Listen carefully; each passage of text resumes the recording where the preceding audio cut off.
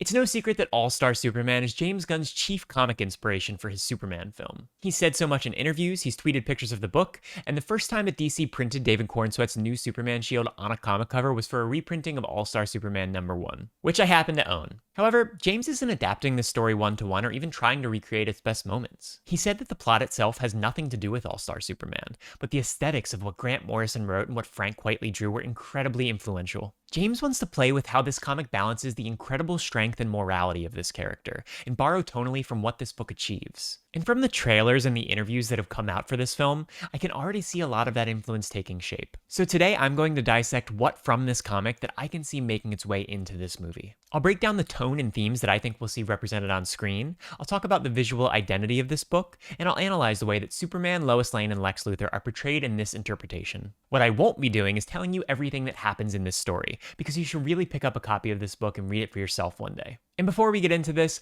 please throw a like on this video and maybe even subscribe if you like what you've seen so far. There will be a lot more Superman coverage coming soon. But without further ado, let's start by diving into the tone and themes of this book, because that is what James himself has said he's taking direct inspiration from. And to do that, I'll give you a brief overview of the premise. In this story, Superman is dying. Lex Luthor devised a scheme where he makes Superman fly too close to the sun, literally, resulting in his cells slowly deteriorating due to overexposure to solar radiation. The metaphor, of course, is that the very source of Superman's powers is what ends up slowly killing him. The 12-issue run explores Superman trying to make peace with the world before he leaves it. He's trying to juggle leaving the Earth protected in good hands while also trying to find the right words to tell Lois how much she means to him. Now, I don't think this movie will deal with the conceptual implications of Superman's death, since it will serve as more of a launch point for the character, but I'm confident that it will deal with Superman's inescapable struggle to both protect Earth and have a normal life. From the footage that's been released so far, we can already see Superman's inherent optimism causing strife in his interview with Lois, where she questions his methods of saving the world. James Gunn has also cited that Lois and Superman's relationship in the film doesn't start off totally rock solid. There are still a few questions she has about him. This is another idea that permeates throughout the comic, as this version of Lois and Superman are early on in their relationship, and Lois is skeptical of Superman's intent. And I think this is a great choice for the film to lean into because it gives Superman more to overcome. You kind of know that Superman is going to win the fight at the end of the day, but will winning the fight cost him in his personal life? These are the kind of implications that become important for a Superman story, and writers need to get creative with the stakes they use for his character. But Lois won't be the only other character in this film, not even close. This movie starts Superman off in a world populated with other heroes, Guy Gardner, Hawkgirl, Mr. Terrific, and Metamorpho to name a few. And this seemed jarring to me at first, but when I read this comic, I understood. This comic also throws you into an established superhero world, and they bring forward much more obscure characters than the ones that James Gunn is using. Characters like Atlas and Samson, and a bunch of other characters that I had to Google because I've never met them in comics before. This idea of not introducing every hero with an origin story of their own is commonplace in comics, but it isn't in film. James Gunn is seemingly throwing us into the middle of the action, and if this truly comes with no explanation of who these heroes are, I feel like audiences will get a bit lost. But I think James understands the difference between the mediums, and I'm sure we'll learn to love these C-tier heroes the same way we've taken to Groot or Star-Lord. Another common misconception about Superman is that he should always be serious, that he shouldn't crack jokes. There's a ton of fan debate about this online. But honestly, there's no faster way to prove to me that you don't know the comics than to tell me that Superman should always be serious. All-Star Superman is a prime example that Superman comics can indeed be funny. There's one issue where Superman gets stuck on Bizarro World and he has to reason with the Bizarros by speaking in opposites, and this calls for some genuinely funny moments. But in this book, I will say that humor is mostly reserved for the characters surrounding Superman. Jimmy Olsen, Cat Grant, Perry White, Lois Lane, far more often these are the characters that inject bits of comedy into the story around Superman. And I would expect this to be the case in the movie as well. It's pretty obvious from the footage that's been released that they're planning to establish these distinct personalities at the Daily Planet, and I bet they'll add some levity to the film. This world will not feel drab or dreary. Humor will be right at home, and it will coexist with hope. However, I know that some people are nervous because Marvel has become overly comedic as of late, and they just can't seem to resist throwing in a good quip. And since James Gunn is coming from Marvel and is somewhat responsible for starting this trend with Guardians of the Galaxy 1, it's only natural to feel a bit timid about the amount of humor we might see in this film. But I am forever the optimist, and I can only hope that this film strikes a good balance, just like the book does. And speaking of being an optimist, the main lesson of this comic is that there's always a way. No matter how heavily the odds are stacked against you, there is always a way. Superman's patience, identity, and powers are tested throughout this book, and they aren't strong enough on their own to prevail above every single challenge. It's when you pair these attributes with Superman's never-give-up attitude that you get something special. My favorite type of superheroes are the ones who do good simply to do good, and James has talked at length about how important this value is to tell a good Superman story. and I believe he'll capture it. Now let's shift gears to talk about this book's visual identity. Immediately when you open the first page, you can feel the colors and the vibrancy of this world. These pages do a lot to break the modern conception of what a Superman comic should be, and it's a reminder that comics are all about reinvention. Most interpretations of Superman are in fact tied to a natural warmth to match the hopeful nature of Superman, and this book is no exception. So once you pick up this book and take in the saturation,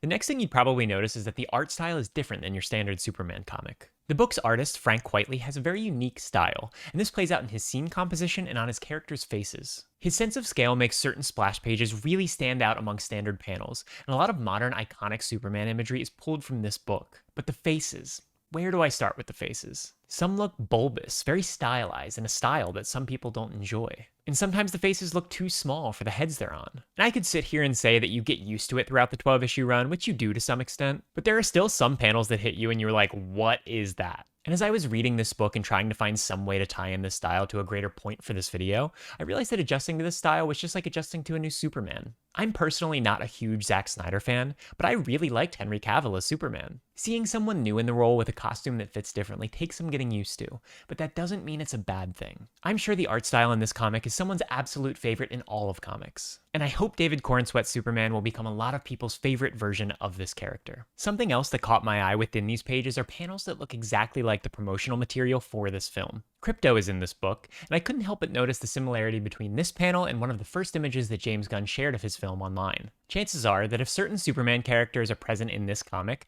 that visual style is what's guiding James Gunn's vision. For example, the Superman robots in the Fortress of Solitude also look pretty similar when comparing the book and the trailers, which isn't always the case with adaptations, as these characters and places have been depicted so many different ways over the years. But the prevailing takeaway is that these pages feel alive. If your only image of Superman is what's been shown on screen over the last 15 years, this visual style will challenge your conception. And overall, I think this visual style is much more fitting to Superman's optimism than anything else we've seen lately. But that's enough talking about how this comic looks. Let's talk about its characters. And I want to start with Clark Kent, not Superman. Clark Kent is a bumbling oaf in this comic. If there's something in his hands, he's dropping it. If there's an obstacle in his way, he's tripping on it. His shoulders are forward, his chin is tucked. Comics inherently can portray the difference between Clark Kent and Superman so much more convincingly than live action can. But I really do feel like Corenswet took a cue from this comic for his Clark. I love how in the first trailer that was shown, Clark is fumbling his way through a crowd to get into the office. His hair looks different enough to the point where I can maybe believe that people may not recognize him, but I don't think that'll ever be conveyed convincingly on screen, that these two people look different enough where no one would suspect a thing. That's just a factor of the medium, but I like that James Gunn tried to separate the two quite a bit. I think Corenswet has what it takes to pull off both the hero and the bumbling buffoon,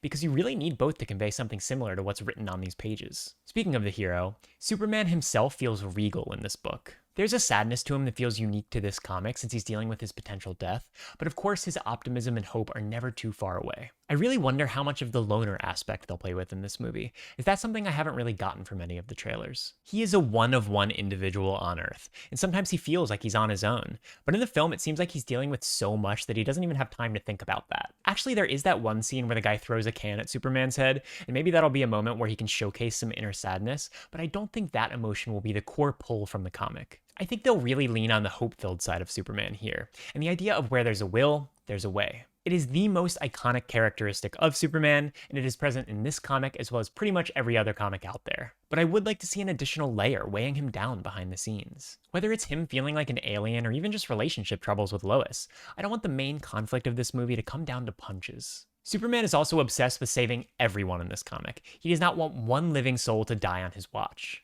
And this is refreshing after, you know.